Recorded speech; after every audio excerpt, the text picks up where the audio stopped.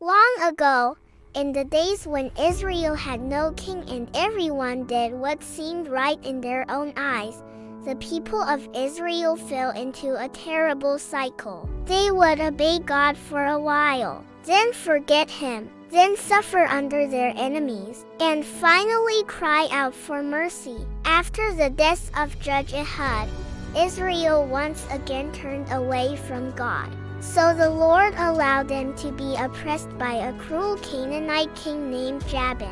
His army commander, Sisera, was fierce and feared. He had 900 iron chariots, powerful war machines that thundered across the battlefield. For 20 long years, the Israelites lived in fear. Villages were abandoned. Roads were unsafe. People whispered in hiding.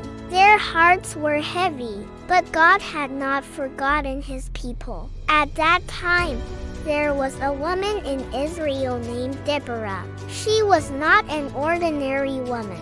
She was a prophetess, someone who heard the voice of God clearly and spoke His truths boldly. She was also a judge, meaning she settled disputes and guided the nation with wisdom.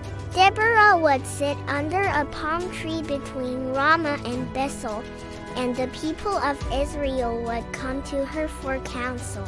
They trusted her because she spoke with courage and righteousness. She was strong, but her strength came from the Lord. One day, as Deborah prayed and listened to God, she received a message. The Lord had decided to deliver Israel from the hand of Sisera. She sent for a man named Barak, a warrior from the tribe of Naphtali. When Barak came before her, Deborah said with confidence, "Has not the Lord God of Israel commanded you? Go, gather 10,000 men from Naphtali and Zebulun, and lead them to Mount Tabor. The Lord will draw Sisera and his army to the Kishon River and deliver him into your hand." It was a bold command. Sisera had iron chariots. Israel had farmers and shepherds. Barak hesitated. His voice trembled as he replied, "If you will go with me, I will go. But if you will not go with me, I will not go." Deborah did not rebuke him harshly. Instead, she said calmly, "I will surely go with you. But because of the course you are taking, the honor will not be yours, for the Lord will deliver Sisera into the hand of a woman." So Deborah rose and went with Barak to Kadesh. 10,000 men followed Barak to Mount Tabor. Meanwhile, Sisera gathered all his chariots and soldiers and marched toward the Kishon River, confident of victory. Then came the moment.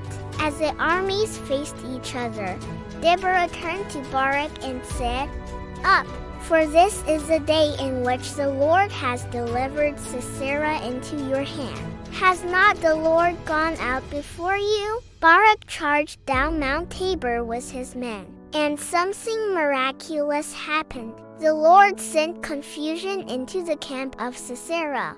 The ground became muddy, heavy rain poured down, turning the riverbanks into a trap. The mighty iron chariots became useless, stuck in the mud. Panic spread among the Canaanite army. Sisera abandoned his chariot and fled on foot. Barak's army pursued them, and not a single soldier of Sisera remained. But Sisera escaped for a time. He ran to the tent of a woman named Jael, the wife of Heber the Kenite. There was peace between her family and King Jabin, so Sisera believed he was safe. Jael welcomed him kindly. She gave him milk when he asked for water and covered him with a blanket. Exhausted from battle, Sisera fell into a deep sleep. But Jael knew what God was doing. Quietly and bravely, she acted, and through her courage, the enemy of Israel was defeated just as Deborah had prophesied. When Barak arrived in pursuit, Jael stepped out to meet him and showed him Sisera's body.